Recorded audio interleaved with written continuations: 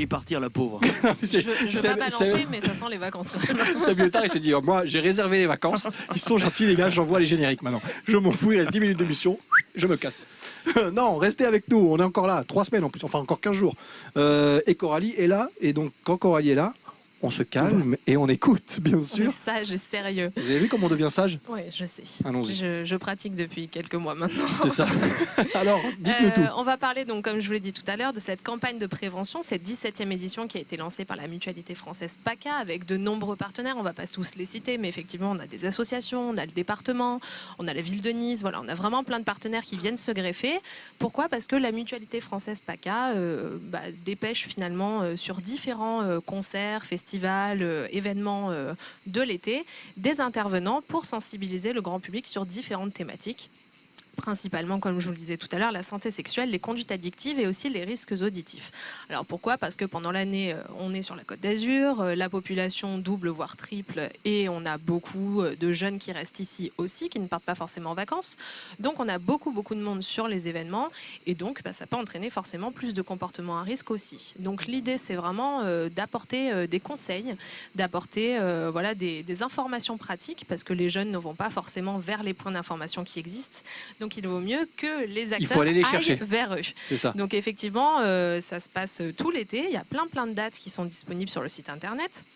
Et puis vous les retrouverez facilement donc, sur les différents lieux et concerts.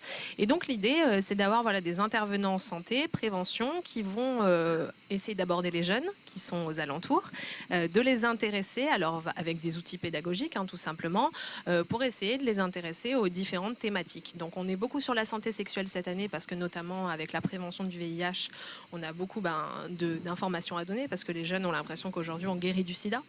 Ouais, et surtout, on a l'impression qu'il n'y a plus besoin de faire grand-chose et que c'est tellement rentré dans les mœurs que finalement, le boulot, il est fait. Alors que pas du tout, il faut continuer. C'est tout l'inverse. Il faut toujours se protéger. Donc, effectivement, ils ont même à disposition, comme je vous disais, des outils. Donc, ils distribuent des préservatifs féminins, masculins, des choses comme ça.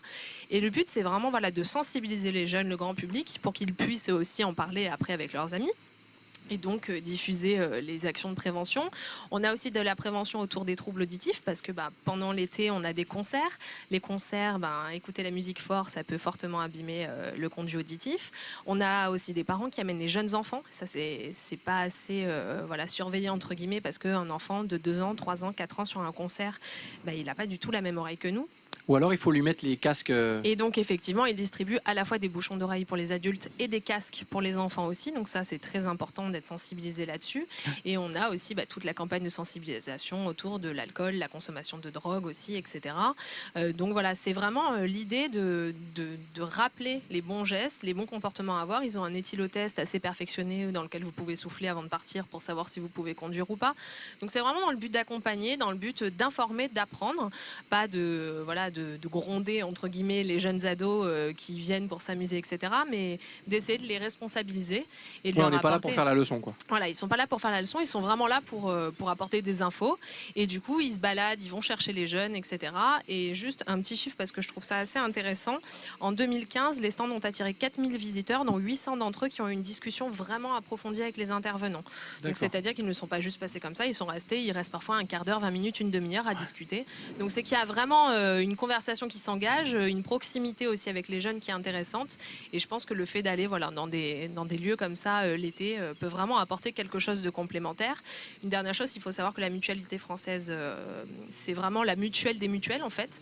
Et elle se place comme un acteur de santé en prévention au quotidien toute l'année. C'est-à-dire qu'elle intervient dans les écoles du département, dans les collèges, dans les lycées, dans les infrastructures spécifiques. Et donc l'idée, c'est vraiment d'apporter des conseils et des informations tout au long de l'année aux jeunes. Et il faut profiter des vacances et comme vous l'avez dit en début de chronique, de la multiplication des touristes qui viennent notamment sur la Côte d'Azur pour passer des messages tels que ceux que vous avez évoqués et avec ces nous. stands, c'est près des plages, où est-ce qu'on les... Alors c'est surtout pendant les événements type concert. Donc on les a par exemple pour les nuits Carré d'Antibes, les nuits guitare, on les a tous les gros événements. Dans les leur nuits du antenne, Sud, la mutualité française a mis en place une antenne. Vraiment, il y a des partenariats qui ont été faits avec les différents festivals. La Dolly Party aussi à Nice. Donc on a des associations qui interviennent aussi comme le Centre LGBT.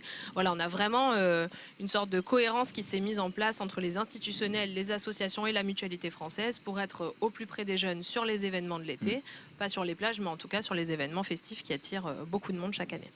Merci beaucoup Coralie Bouisset. Avec plaisir. Toujours la chronique pratique qu'il faut. Et c'était encore le cas aujourd'hui. Pour toutes les informations sur ce sujet ou sur d'autres, voire informations complémentaires, direction les carnets santé, le site internet et la version papier bien sûr. Tout à fait. Et dans la grande émission, puisque vous revenez, vous ne prenez pas de vacances, vous, contrairement à d'autres chroniqueurs, on l'a vu cette semaine, on les embrasse. Vous ne prenez pas de vacances tout de suite en tout cas. Pas de souci. Et vous serez là la semaine prochaine. Avec plaisir.